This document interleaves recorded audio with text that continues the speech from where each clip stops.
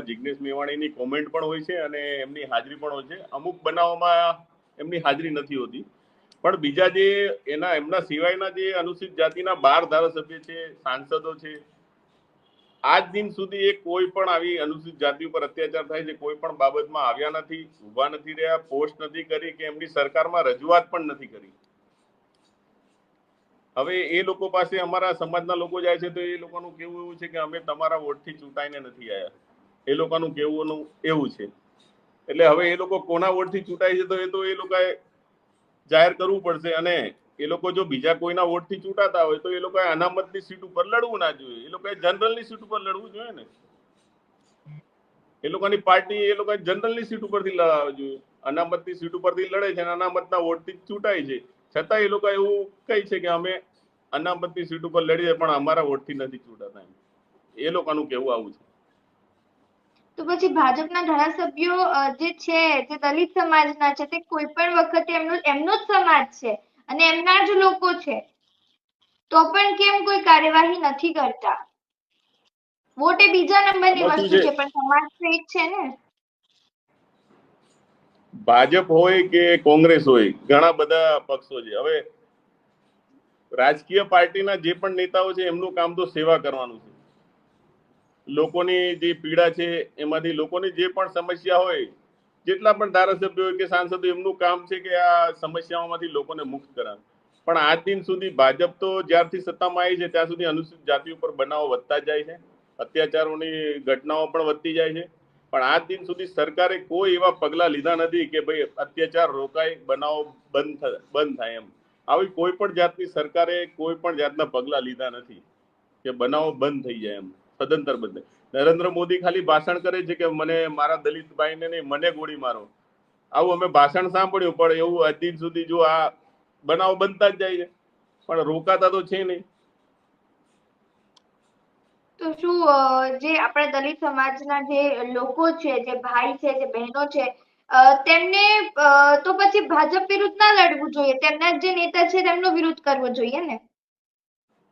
ના, એ બી સાચી વાત છે. અમે ઘણીવાર અમારા સંગઠનો વતી મિટિંગ થાય છે સમાજની સંગઠનોની, ત્યારે અમે કહીએ જ છે કે જે પણ બનાવ બને તો આપણે આપણા જે પણ 13 ધારાસભ્ય છે, સાંસદ છે, એમના ઘરની બહાર જઈને બેસી જાઓ, એમના ઘરે આંદોલન કરો કે ભાઈ તમે કેમ બોલતા નથી. સમાજે સમજવું પડશે કે ભાઈ આપણા ધારાસભ્ય જે આપણા વોટથી ચૂંટાય છે, આપણે એમના ઘરે જઈને બેસવું પડશે કે ભાઈ તમે કેમ બોલતા નથી ને તમે આ લડતમાં કેમ લડતા નથી, તમારી સરકારને કેમ રજૂઆત કરતા નથી. એટલે લોકો પણ ક્યાંક ને ક્યાંક લોકોનો બી વાગતું દેખાય છે કે લોકો જાગૃત નથી. જોવા જઈએ તો એમાં ઘણા વર્ષોથી જોઈએ તો બધા સંગઠનો ચાલે છે પણ લોકોમાં જાગૃતિ આવી જોઈએ એવી જાગૃતિ આવી નથી. અમુક અમારા સમાજમાં શિક્ષણનો બી અભાવ છે અમુકમાં, એવું નથી. કારણ કે આ મહેન્દ્રભાઈ પોતે જોઈ લો, એમના શિક્ષિત નથી એટલે તો એમને આવું કામ કરવું પડે છે. મહેન્દ્રભાઈ પોતે આજે ત્યારે પરંતુ આપણે જોવા જઈએ તો સૌથી વધારે જે પ્રિવિલેજ છે આપણા કોન્સ્ટિટ્યુશનમાં બાબા સાહેબ આંબેડકરે આપેલી છે તો SC ST ના લોકોને આપેલી છે. છતાં પણ કેમ એટલો સ્ટ્રોંગલી એ જે સમાજ છે તે ઉભરીને નથી આવી રહ્યો? એમાં એવું છે, SC ST જે અનામત સરકારે આપેલી છે બરાબર, પણ એનું પૂરેપૂરું અમલ ક્યાં થાય છે? આજે બધી જગ્યાએ જુઓ તમે પ્રાઇવેટાઇઝેશન થઈ ગયું છે, નોકરીઓનો અભાવ છે. અત્યારે પહેલા જે નોકરીઓ હતી હવે હાલ નોકરી છે જ નહીં, બધું પ્રાઇવેટ થઈ ગયું. અત્યારે જે વાલ્મીકી સમાજ છે, જે સફાઈ કામદાર છે, એમને બી પ્રાઇવેટ કોન્ટ્રાક્ટ ઉપર લીધેલા છે. અત્યારે બધી જગ્યાએ પ્રાઇવેટ કોન્ટ્રાક્ટ જ ચાલે છે. કોઈ ગવર્મેન્ટ નોકરીઓ તો ખૂબ જ ઓછી થઈ ગઈ છે. સરકાર બેકલો ભરવા તૈયાર નથી. ઘણા બધા પ્રશ્નો છે નોકરીઓના, ક્યાં સરકાર કોઈ માનતું જ નથી પ્રશ્ન. આટલા બધા ગાંધીનગરમાં નોકરીઓ બાબતે આંદોલન ચાલે છે, સરકાર ક્યાં કોઈને નોકરી આપતી જ નથી, વાયદાઓ જ ચાલે છે ખાલી. તો જો હવે સરકાર કશું જ નથી કરી રહી, સરકાર દ્વારા કોઈ પ્રકારના પગલા નથી લેવામાં આવ્યા, ધારાસભ્યો દ્વારા કોઈ પણ પ્રકારના પગલા નથી લેવામાં આવ્યા, ત્યારે હવે તમારો આગળનો વિચાર શું છે? તમે કઈ રીતે જે સમાજ છે એક પર્ટિક્યુલર તેને કઈ રીતે આગળ વધારશો અને જે દલિત સમાજ જોડે જે ઘટનાઓ ઘટી રહી છે તેના વિરુદ્ધમાં કઈ રીતે લડશો?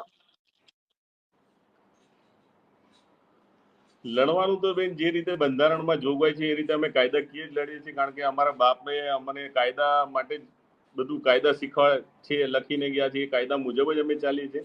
બીજું લડત જે છે આ બધું સત્તાનું છે. જ્યાં સુધી સત્તા બહુજન સમાજ જે છે, એસટી, એસસી, ઓબીસી, માઇનોરિટી, આ લોકોની સત્તા નહીં આવે ત્યાં સુધી આવું તો રહેવાનું છે. કારણ કે સત્તામાં જે લોકો છે એ તમે બી જુઓ છો, અદાણી, અંબાણી, આ લોકોનું જ બધું ચાલે છે. અદાણી ક્યારેક મોદીના મિત્ર છે, ક્યારેક બીજી સત્તા આવે તો એમના મિત્ર. એટલે સરકારમાં બધા અદાણી, અંબાણી આ લોકોનું જ ચાલે છે. બાકી સામાન્ય ગરીબ પરિવાર પીડિત છે એમનું તો કોઈ સાંભળતું નથી. બંધારણમાં બધા માટે સરખા જ છે. અંબાણી બી સરખું છે, નાનો ગરીબ પરિવાર બી સરખો, પણ બંધારણની અમલવારી થતી નથી. અને બીજું કે ભીમ આર્મી ગુજરાતમાં હવે છે જ. અને બીજું સત્તા બદલાશે બેન, આજ નહીં તો કાલે. આજે આ લોકો સત્તામાં છે, આજ નહીં તો કાલે આ લોકો સત્તામાં હશે નહીં, ભલે જે પણ હોય. પણ જ્યારે સત્તા બદલા ત્યારે આ લોકોના બી આવા જ હાલ થવાના છે. કારણ કે આ લોકો એકદમ નિઠર અને સાવ પેલું કોઈનું માનતા નથી, કોઈ બાજુ જોતા નથી. ગરીબ પરિવાર, પીડિત પરિવાર, ઘણા બધા શોષિતો છે, પણ કોઈની સામે જોતા નથી. આ લોકો પોતાની ચલાવે છે. તો આવું ક્યાં સુધી ચાલશે? લોકો ક્યારેક તો જાગૃત થશે ને. આજે સતત 30 વર્ષ થયા ભાજપને, 30 વર્ષથી ઉપર થયા છે ગુજરાતની અંદર, પણ ગુજરાતની અંદર કશું કોઈ પણ જાતનું બદલાવ છે નહીં. આજે તમે જુઓ, પુલ તૂટે છે, રોડના ખાડા છે, ઘણું બધું છે. વિકાસની વાતો થાય છે, પણ વિકાસ જેવું કશું છે તો નહીં.